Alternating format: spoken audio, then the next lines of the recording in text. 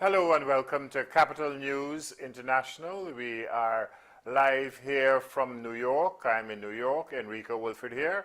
And with me from Georgetown, Guyana is Nigel Hughes. Nigel is joining us basically on the road, so to speak, because it's been a long day in Georgetown. It's been a day where we have been hearing a lot of things coming out of Guyana and issues that are controversial and contentious.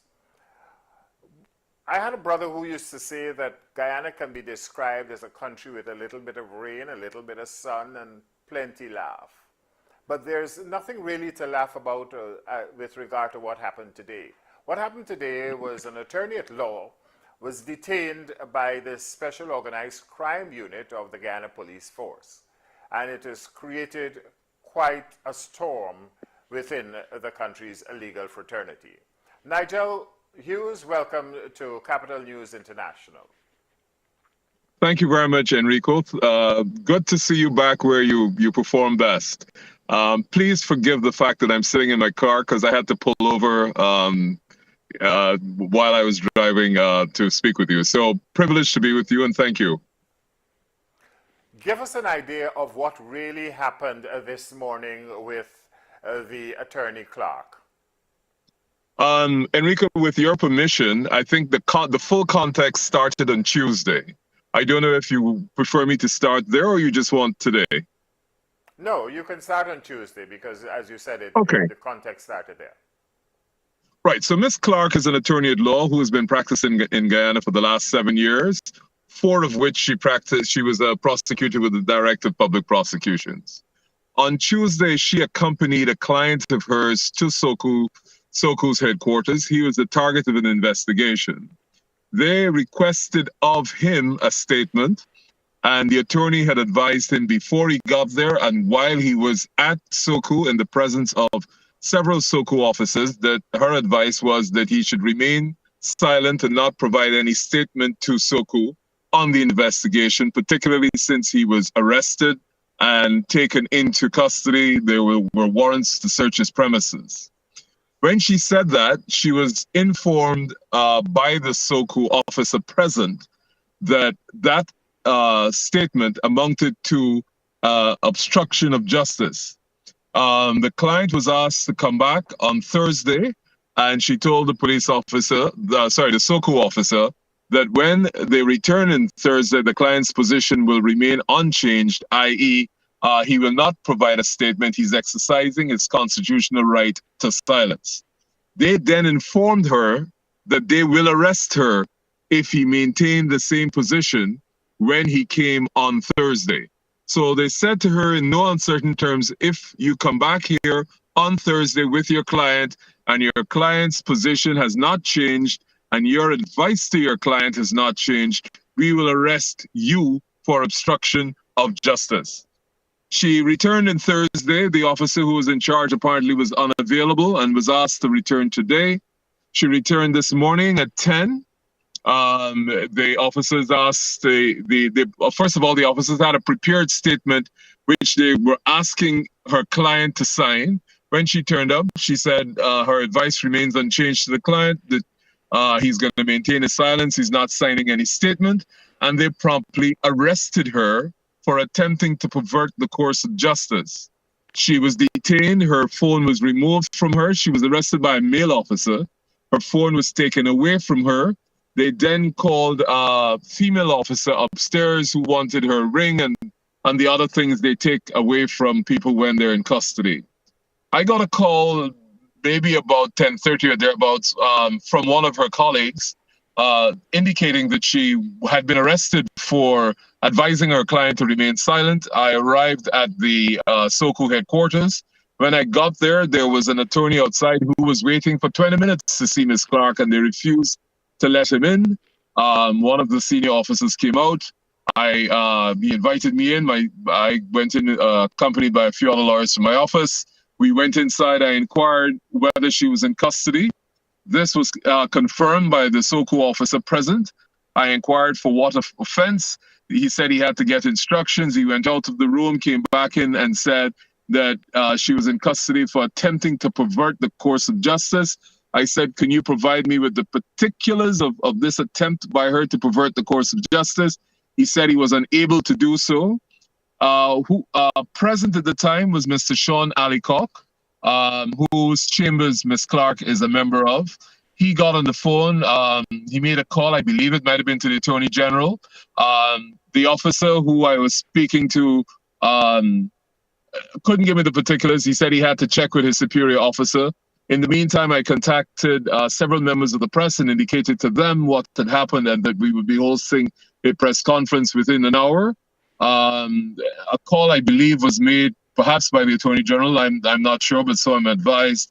And within maybe 10, 15 minutes of mine being there, the officer came back in the room. I said, sir, can you provide me with the particulars of how Ms. Clark attempted to pervert the course of justice?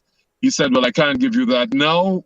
And then he said that she is free to go. I said, but I still need from you the particulars because everything you say here, I want to be accurate and for you to confirm what it is you're saying because this is going to attract legal proceedings.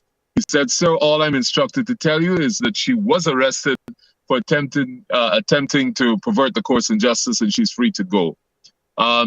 We left SOCU, was a brief press conference outside with one of your colleagues, Gordon Mosley, and then at about 11:45, we held a press conference where Ms. Clark herself explained what had happened to her.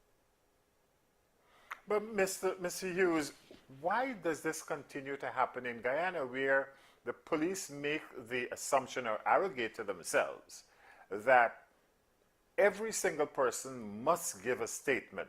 They can't remain silent. They have to say what happened or tell the police what has happened. And now it has gone to the level of an attorney. Absolutely. As a matter of fact, on Tuesday, this was quite hilarious if it wasn't so sad. They said to her, when she said to them in no uncertain terms, my advice is not going to change when we come back on Thursday, they said to her, counsel, you will need counsel. So this is even more perverse. They told her in advance, if your client does not change his position, and if you don't change your advice to your client, you will be arrested. So this wasn't even an on-the-spot decision. This was clearly the intention of SOCU.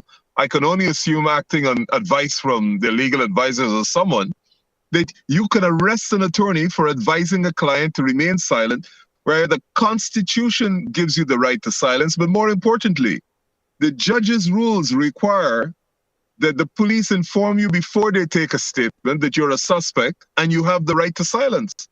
So this man was informed since the Friday before that he was a suspect, which meant that he was entitled to the right to silence. And the officers clearly indicated to his lawyer, you, the lawyer, will be arrested for telling your client to follow the judge's rules and to exercise your constitutional right.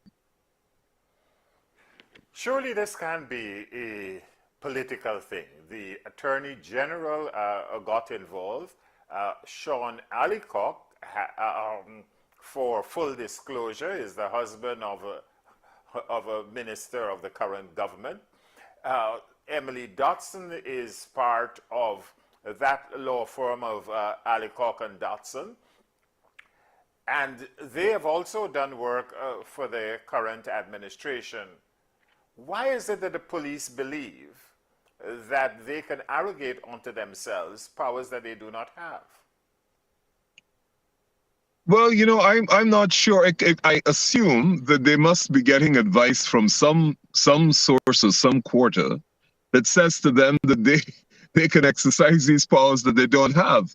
I suspect what happened and what probably led to her release was the fact that we threatened. I actually contacted you. We in the presence of SOCU indicated that we were going to go international with this, and also inform the embassies that are from countries that are friendly with Guyana. I don't think this was a case where this release was because they felt that it was unlawful. This was released came because of, I believe, the threat of publication globally. But to get back to your specific question about why they arrogate this power onto them, it could only be because they are facilitated by those powers that, or those persons that either are responsible for their employment or are responsible for law enforcement. It can't come from anywhere else. And until the judiciary actually says in no uncertain terms that this is completely unacceptable, it will continue to happen. So what will happen from here going on? What action the attorney wants to take? Do you know? Right. Yeah, absolutely. She will be taking legal proceedings. The pre-trial protocol letter will go off by email tomorrow, and I anticipate by either close of business Monday or Tuesday, there will be legal proceedings filed against the state, against the officer that ordered her arrest. He'll be sued personally, and for the several infringements of her protected constitutional rights. That's the only course that I'm aware of and that I'm retained to address. I've seen the statements by the Bar Association. I've seen the statements by the Guyana Association of Women Lawyers. I know that this has been carried in the Caribbean, and there have been various statements in the Caribbean. But this could only be settled by judicial decision. Mr. Hughes, sorry, I normally call you Nigel. But my mother used to say when you call people Mr. Hughes, then, you know, you're really upset. So, well, I hope not with me. But with the society, we are now an oil-producing country. We are an emerging power with regard to economics. Once we manage our resources correctly, we have Bloomberg Television visiting. Well, we had. At the moment, I know Al Jazeera, the English section of Al Jazeera, is visiting and doing news reports on the oil sector. We are not embarrassed by all of this? You know, Enrico, I hate to say this, but I believe that this is what the history shows. You have to have a certain level of decency, first of all, to be capable of being embarrassed. So you either have to have a particular set of standards, or you have to have some reference point against which conduct is judged, and you can become embarrassed as a result of that conduct. I think Guyana has long abandoned any sort of generally accepted international standards on rule of law. I think several lawyers will tell you of both political persuasions, of the manner in which they are treated when they go to the police station. I can say to you that certainly every time I go to CID headquarters, and this started with the Henry Boyce issue, there are no less than 4 to 5 cameras that are not dedicated to the suspects, but are just dedicated to videotaping me as I speak to my clients in CID headquarters and while I am standing in CID headquarters. So imagine I go in with a client and the crime chief gives instructions. There are 4 persons who then come downstairs with cameras focused on me, and they spend the entire time video recording me as if I am the suspect when I'm there to accompany a client who is being investigated. So, and that's just my experience. I know of several lawyers who have complained about various abuses that take place whenever they go to the police station. And I suppose if you really think about the consequence of this happened at SOCO headquarters in Camp Street, down the road from police headquarters. What happens to that little person who's up Myconi Creek or gets stopped late at night on the drill road near the Myconi Bridge, or happens to be somewhere in Liverpool quarantine, and the rule of law doesn't even exist for it to evaporate. It's just going to be a case of abuse. All those people that get stopped pulled over by traffic cops, and no question of rule of law. It's pretty scary. I mean, this is in the center of Georgetown. This is in the center of where the capital of the oil wealth, as you put it. And, they're not embarrassed by this. And it means that they clearly are not capable of being embarrassed by this. And it's obvious that their view is that this is acceptable conduct. Well, from where I sit, the only person that could tell me that this is acceptable conduct would be the judiciary. And it will have to be the judiciary who will have to come forward and say that Soku is entitled to do this or not. Forgive me, but I just want to give you an example of what happened before. Mr. Justice Singh, who is now sitting on the bench, when he was an attorney, got arrested for some silly little traffic offense, and they took him into breakdown and they kept him in custody for 2 hours, and he was awarded $2 million, and that's probably somewhere around 10, 15 years ago. That happened. I assume if we use the appropriate levels established by that, then Ms. Clark is entitled to substantial damages, which we hope the judiciary will award. But Nigel, even if the judiciary were to award damages, it doesn't come out of the pocket of the police officers. It doesn't come out of the pockets of the police force. We, the taxpayers in Guyana, turn around and pay for that miscreant behavior. Yes, and you know, our sister CARICOM country, Trinidad, at one time, the approach of the state was, let the police go ahead and kill the people they call criminals, let them abuse the rights, the state will pay. So it didn't even act as a deterrent or a restraint on their conduct there. Here, it really will be in the hands of the judiciary to demonstrate in no uncertain terms, not only by the award of damages, but in every subsequent case where a lawyer makes a report that they have either been denied access to their client, or they have been threatened with arrest, or their client's rights have been abused, that the criminal cases are thrown out and that the civil cases that they bring for wrongful arrest and malicious prosecution result in substantial awards of damages. One of the actions that we are actually considering taking is bringing private criminal charges against the officer who wrongfully detained Ms. Clark. And let's see if the Director of Public Prosecutions will enter and withdraw that, because it's a criminal offense to restrain somebody against their will. And we will also be considering criminal charges, and we'll see what happens and what the state institutions and apparatus do. In this age of TikTok and cameras everywhere, and you said that the police would also videotape the attorneys who go in. I don't know about the attorneys. I think I'm specially selected. I've not heard another attorney who has been specially selected for that attention by CID headquarters. So I can't say that I've heard anybody else. It happens every time I go, though. Well, then you must be as a matter of fact, for some reason to be in the police movies. It's reached the stage when I go there, the police officers quite often say, "Oh God, Mr. Hughes, your comments going to be stressed today." But anyway. Sorry.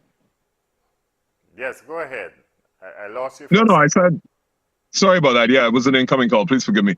Yeah, I was saying it's reached the stage when I go to the police headquarters, the officers say to me, "Oh God, Mr. Hughes is stressed today."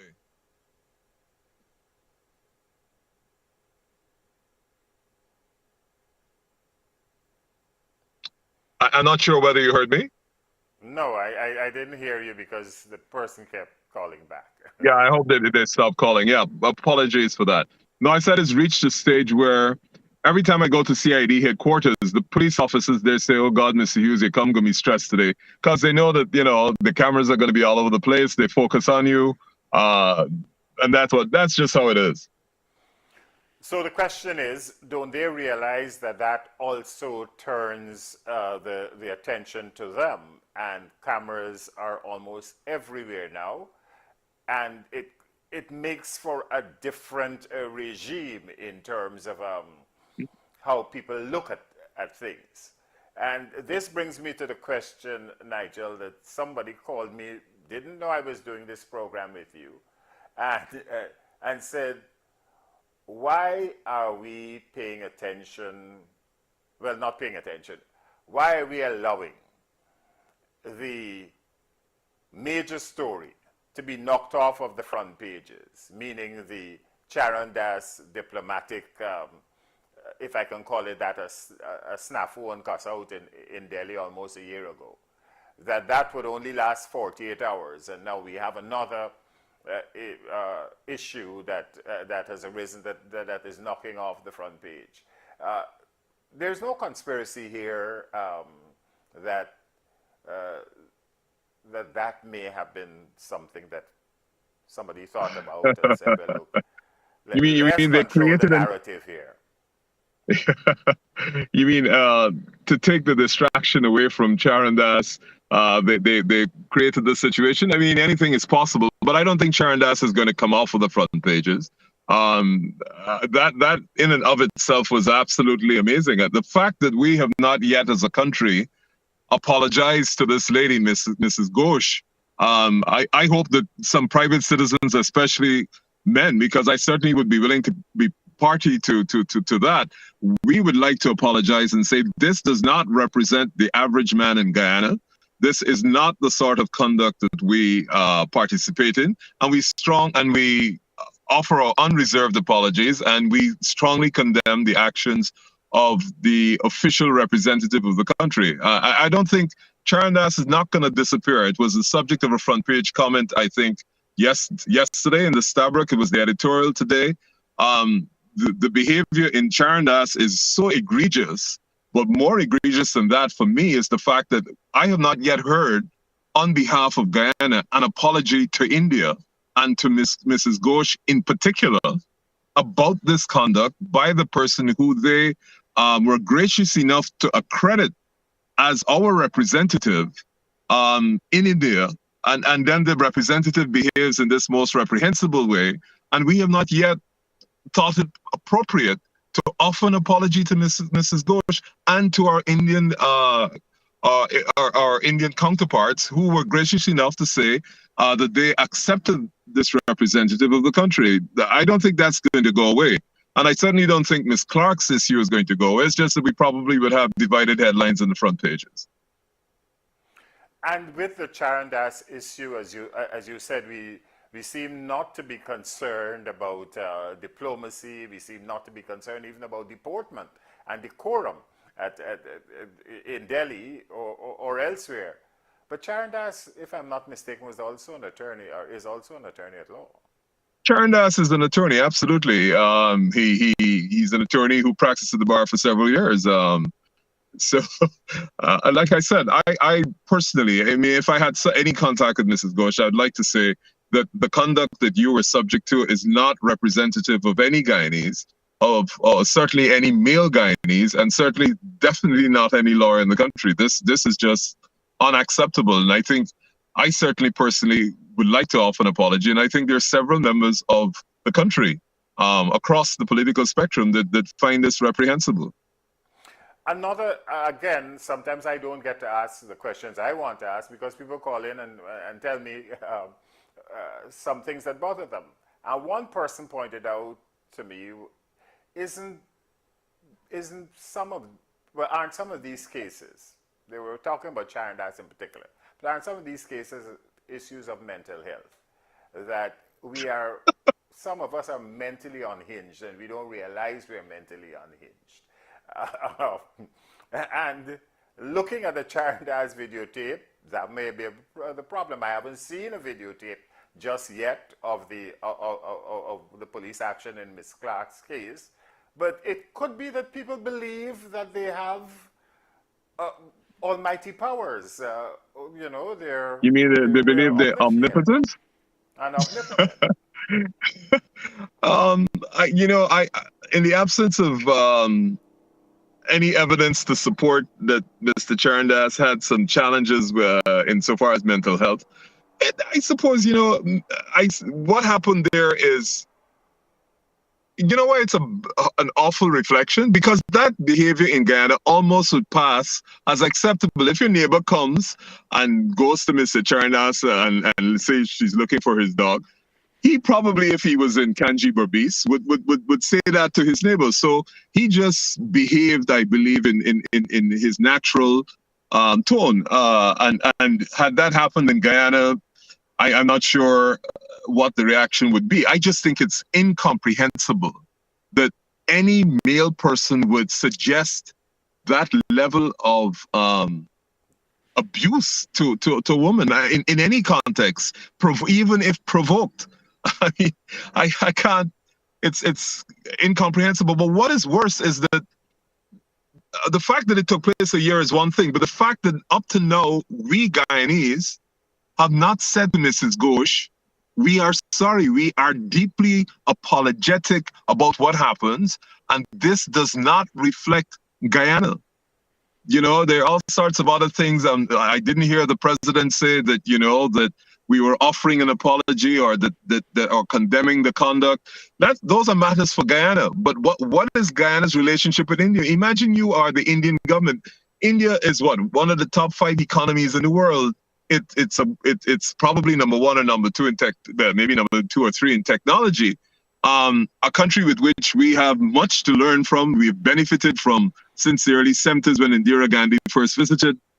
How do we treat our friendly nations in this manner where our representative is that disrespectful to a woman in those terms and not yet offer some form of an apology? That I don't get. And I think, Nigel, we have forgotten that going back to when we were seeking independence very early, since in the 50s, both Dr. Cheddi Jagan and Forbes Burnham made an appeal to India. Oh, absolutely. I don't think, Enrique, speaking personally, that we as a country can really talk about development without India being a very important partner. I mean, on technology alone, in health, you pick any area, India is a dominant force in the world. And they're not just a dominant force in the emerging world. India is now, were it not for the large population, the large levels of poverty in terms of millions, there would be up as a first world country. So Guyana's development path, I think, is going to be very closely tied to India, irrespective of which government is in office. That's just a sine qua non. It's been there for years, as with China, as with, you know, the United States. I think, Enrico, you will remember back in Mr. Hoyt was still in office, and I think it was somewhere around 1990, the son of the foreign minister got arrested and charged for narcotics, and the minister resigned immediately, even though he had nothing to do with it. He wasn't accused of being anywhere close to it or facilitating it. He resigned immediately. That's the level of conduct that we expected of our foreign ministers in those days. Here we have the actual diplomat behaving in a manner that is less than consistent with your lowest levels of social interaction. And he doesn't resign. He's not asked to resign. The foreign minister doesn't have to explain how this is possible. We don't examine the system that allowed this kind of person to be appointed to a post as important as India. You know, so, you know, like a lot of people say, we are not a real country. We don't aspire to be a real country. And I certainly don't have expectations that we are capable of better in the immediate future. But we've got to get real. We've got to get real because we are living in a world where everything is recorded. Everything you have to account for, and which brings me back to who has to account for, Enrico? Forgive me for asking you this. We assume anybody has to account for anything. Where in Guyana in the last you pick. Give me an example where there has ever been a serious call for accountability from a sitting government. You say that we have to account for it. That doesn't happen. You know it doesn't happen. You pick any era in the history of this country and ask me when people have had to account for their conduct. It's always self-imposed. We've got to start it. We've got to start that process, which brings us to this whole idea of constitutional reform and education. So many times people come and say that they know their rights and so on, and I ask them if they've read the Constitution, if they know what the Constitution. Well, we weren't taught that in school. We don't know anything about that, but we have rights. So shouldn't we begin there, where Guyanese are more educated about issues, so that they can take firm action and ask people to account? I will agree with the principle that any nation like Guyana that wants to develop itself has to start with education. Absolutely. And that to me is almost a no-brainer. You can have all these millions, but unless you put a substantial amount of that money and dedicate that resource to educating your population, not just about rights and civics, but to improve the level of critical analysis of the population, what comes through our school system, the teachers who are in the school system. Until we do that, we're not going to get any sort of real analysis. Now, as much as we have global friends and more friends as we become wealthier, none of those persons necessarily have our true interest at heart. Because what will happen in Guyana is that, of course, the less critical we are and the less appreciative we are of being able to analyze our services, predict the future, analyze the future, it makes it easier for people to take advantage of us. We have never been a cohesive country. We've never found a national identity. No, we have a competition between one people, one nation, one destiny, and one Guyana. The country has been permanently divided prior to independence and continues to be divided. It has had more acute periods of division than others, but I can't think of, other than very fleeting moments in a cricket stadium, whether at Border or at up at Providence, there is no national identity. What you consider Guyana is not necessarily shared across the board. So when we start to have this discussion about we've got to get real, I don't see it happening. We have a resource that the world wants. We don't have the capacity to even begin to understand the global politics and how we can be played, are being played, and are likely to be played so that people get what they want out of that resource. Now, if we don't even have the ability to analyze, we don't have the data, how are we going to begin to even act in our best interest going forward if we don't even have the facts? So imagine Guyana going to negotiate with Exxon, which the Exxon's budget, I think this year, today, I think in the reports that came out, they have made the largest profit ever in their history. Now, just think about that. Their profit this quarter, my friend, Guyana's budget, if you took it for the last 10 years, doesn't come up to that profit. So think of the resources that you can buy with $30 billion. You can buy the best lawyers, the best negotiators, perhaps the most influential politicians globally. And you're asking some jump up former sugar colony country with less than 1 million people completely split down the middle to begin to have a real discussion about the future and joint partnership. How does that work? Explain to me, how does that work? How does that begin to work? And I think we're in a state of false, how do I put this? False aspirations to believe that we have a country. We don't. We're a couple of people living in the same land, and what we do is hustle. As people in the street would say, we're making a bread. We hustle if we make a bread. And that's the approach of the government, is the approach of everybody trying to make a bread. And sadly, that's where we are. I know it's not the happiest thing, but that's my understanding of where we are now. Nigel, before you go, we've had this discussion for about half an hour now.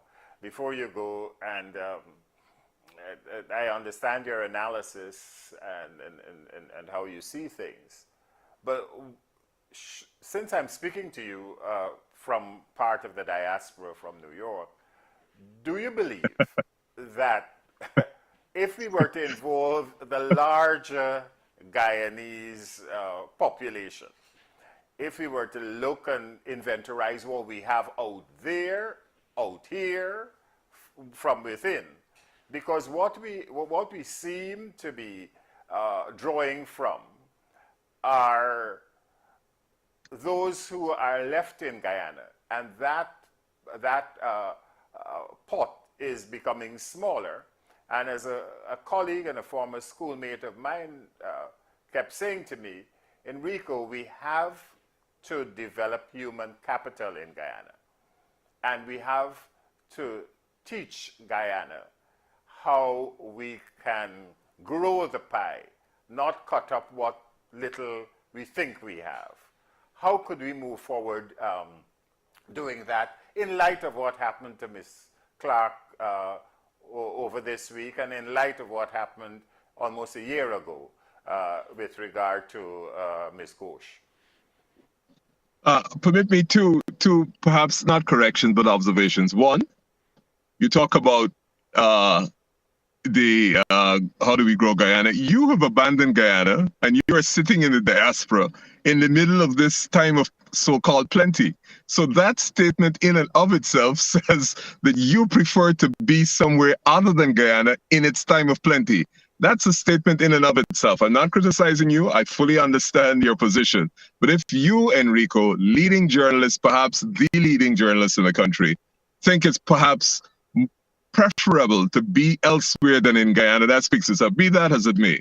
Two, growing the pie, you can't ask for a bigger pie than Guyana has.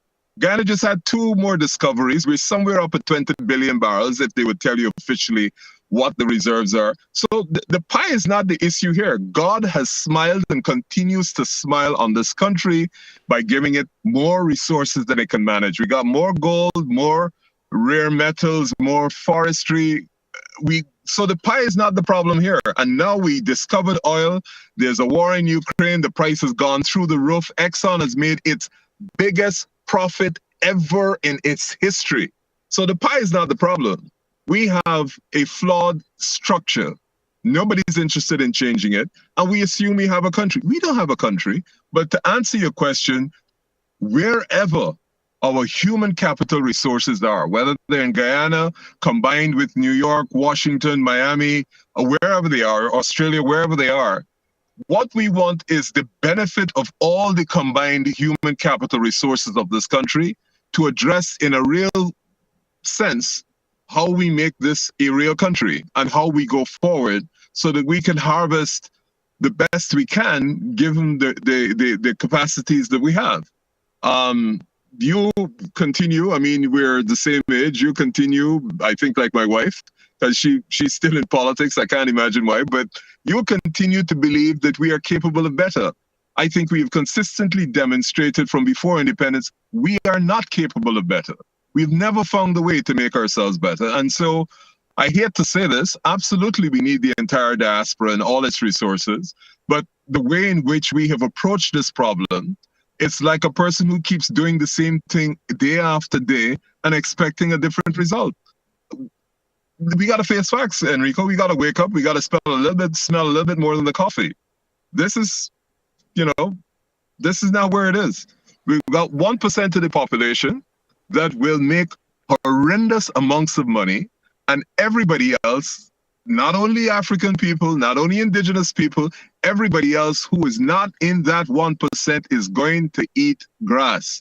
If you ask the man in the street now whether they can go into the supermarket or the market and buy more food than they were capable of buying before, they will tell you no. So how is it with $20 billion barrels in reserve minimum, 7 FPSOs coming in the next 10 years, our citizens, less than 1 million people, and they are suffering? That's a basic question. If you can't answer that and you say, well, I gave you $250,000 last week, I'm coming back in 2 weeks more to give you, when you were in government, you fired the sugar workers, or you ain't giving Linden. This is crazy. You can't begin to have a discussion in that context. So I hear what you say, and I admire your persistence in this and your belief that we are capable of better, but I sit on the other side of the fence that says, I don't think we are. So forgive me. On that note, I remember a teacher used to say that if you live in hope, you may die in despair. Thank you. You need very to find much. You need to find that Caribbean island. But I tell my wife we're retiring. We're going to find that Caribbean island. We found it already, where the sun goes down over the Caribbean Sea in the afternoon, and I can hold her hand in a little villa and say, "Darling, I love you." Anything else is pie in the sky. Thank you so much, Nigel Hughes, for appearing on Capital News International today. And I haven't quite abandoned Guyana. I still make sure that I'm there every time that I can to make a contribution. Thank you, Peace, my brother. Thank you. and best wishes with regard to the way forward with Ms. Clark and what Guyana has to do with regard to Ms. Ghosh on the Charan Das issue.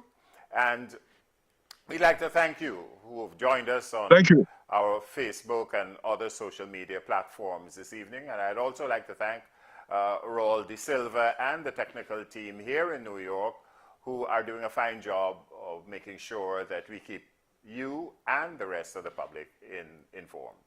Good night for now.